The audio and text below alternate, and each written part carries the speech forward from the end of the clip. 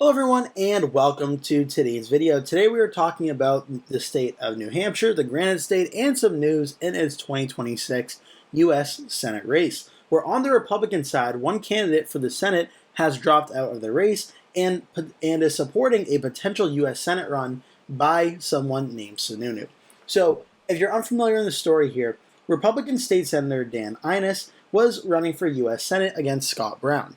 Now, up until this point, it's only been Scott Brown and Dan Innis in the U.S. Senate race for the state of New Hampshire.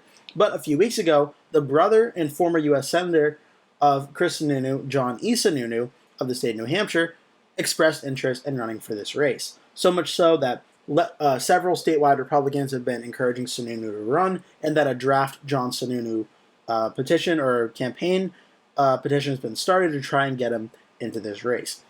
So there's been a lot of steam moving for John Sununu, the former U.S. Senator, to make a comeback run for the state of New Hampshire in 2026, especially as there is now an open Senate race with Jeanne Shaheen retiring, giving the Republicans a rare opportunity at potentially flipping a Senate seat from blue to red. Now, Innis was running against Scott Brown, the other Republican in the race. Innis was saying in his campaign that Scott Brown was not loyal enough or not conservative enough, and that Scott Brown would not be able to win. Now, Innis has suspended his race for the U.S. Senate and has supported John Sununu as the Republican he believes is a true Republican and can win this race.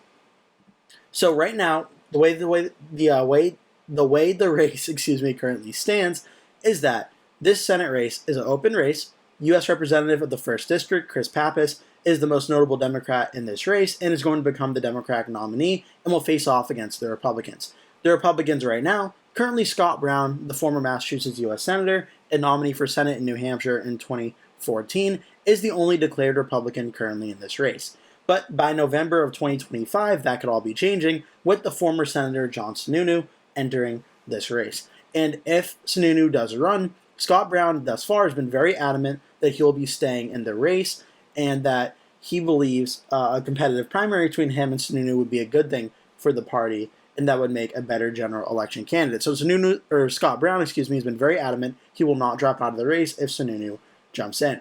And thus far, the early polling data was a poll from Coefficient, a Republican pollster, from September 10th to 12th. It showed Sununu starting out with 40% of the vote, Scott Brown at 23%, 24% undecided. So there would be enough undecided voters in the Republican primary to essentially give Scott Brown the lead in the race, but right now it's clear John Sununu starts out with a big lead over Scott Brown, roughly about 17 points in this poll. So it shows the weight that the Sununu name and Sununu family has, not just in New Hampshire, but also in the New Hampshire Republican primary as well. So why is this significant? Is there really a difference between John Sununu or Scott Brown being the Republican candidate? Well, thus far, actually shows yes. So much so that when you look at the early polling, 2 polls have been conducted, that same Coefficient Republican pollster and one of the top political colleges in New Hampshire, in St. Anselm College, who does a lot of polling.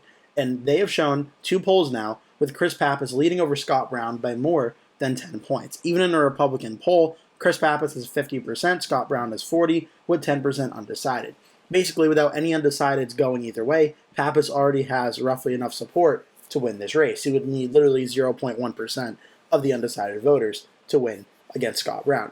Whereas in the St. Anselm poll, which is not affiliated with a party, a much larger registered voter sample size, and this one, Pappas starts out with an 11-point lead. 48%, Scott Brown 37%, 15% undecided. Again, there's enough undecided votes there for Scott Brown to come back and win, but it would be a very difficult uphill battle based on these 2 polls. Now, for Chris Pappas versus John Sununu, a little bit of a different story. There's only been 2 polls conducted, Coefficient in 1892 polling, both of which are Republican-aligned pollsters. Now, it should be worth noting, when the Sununu news came out that he was considering a run, the St. Anselm poll was already out. But it showed in these two Republican polls, that Chris Pappas led 46%, but John Sununu was already starting out at 43%. And the other poll from 1892 polling showed that Pappas had 45, Sununu also had 43, with 11% and 12% undecided. Now, these are both Republican polls, and the general rule that I use is I usually shift a partisan poll 5 points to the opposite political party of the pollster due to the fact that they usually overvalue the candidate by about 5 points. But even if I did that, Pappas is leading Sununu here by 3 points. If I shifted it 5 points, that would be Pappas up by 8. In this poll, Pappas is leading by 2. 5-point shift would be about a 7-point lead. Even then, the St. Anselm poll, which again for Pappas versus Brown, is an 11-point lead. The coefficient poll is a 10-point lead. If I shifted that 5 points as well, it would be a 15-point lead. So it shows, at very least right now, even in the Democrats, like accounting for the Democrats' potential shift there, that Chris Pappas has a tougher time at winning the Senate race against John Sununu than he does against Scott Brown in the early polling in this race. And a large reason for that very well could be the popularity of the Sununu name in the state of New Hampshire, where Chris Sununu, in 2024, Kelly Ayotte was elected governor, but in 2022, Chris Sununu, his brother, won by 15.5%. In 2020, on the same election night where Joe Biden defeated Donald Trump in New Hampshire by about 7 points, Chris Sununu won by 32 points in that governor's race. 2018, one of the very big Democratic midterm wave years, Chris Sununu won re-election as governor by 7 points. And in 2016, where Donald Trump narrowly lost to Hillary Clinton in the state of New Hampshire in a very close matchup, Sununu won by 2.3%. And Sununu and the political name of his family have really only gotten stronger over the last few cycles in the state of New Hampshire. But that is at the governor level. Senator Sununu himself has a little bit of background to run off of as well. In 2002, John Sununu, faced off in this race against Democrat Jeanne Shaheen, who at the time I believe was the governor of New Hampshire, or the former governor at that point running for Senate. In this race in 2002, John Sununu won by 4.4% against Shaheen, a very close race, but he broke 50%. That was very notable. And when you look at the map of New Hampshire, it's actually very similar to a competitive map of what New Hampshire would look like today, with both Rockingham County and Hillsborough County being Republican, and then you also see other counties like Sullivan, Belknap, and Carroll going red as well. The only difference is Colas County going blue. But still a very significant development for that race in 2002.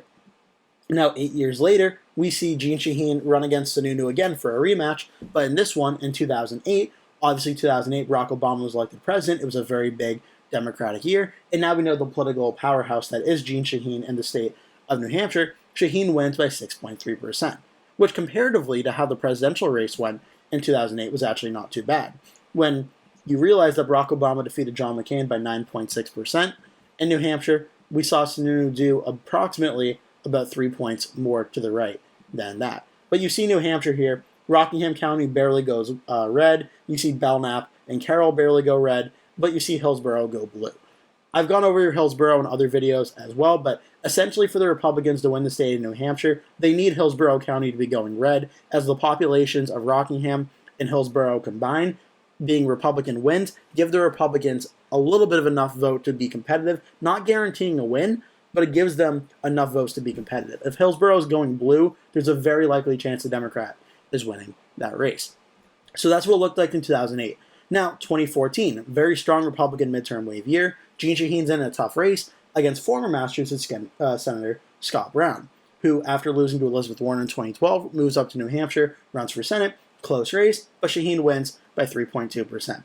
Now, this Senate race in 2020 was not very close. Shaheen faced off against the Republican Mesner, not as strong as a candidate as Sununu or Brown was, and Shaheen ended up winning by 15.6%. Now, the other Senate race in 2022 wasn't great for the Republicans either, where Maggie Hassan ended up defeating the Republican Don Bolduc by 9.1%. Though again, I would argue Bolduc is not as strong as a Republican candidate as Sununu or Brown was either. But that's where the Democrats are right now at the Senate level. The Democrats have held the Senate seats in New Hampshire for a pretty long time now. The last super close Senate race we saw was in 2016, when Democrat Maggie Hassan, the governor, defeated Kelly Ayotte, the Republican incumbent, now governor, by 0.14%.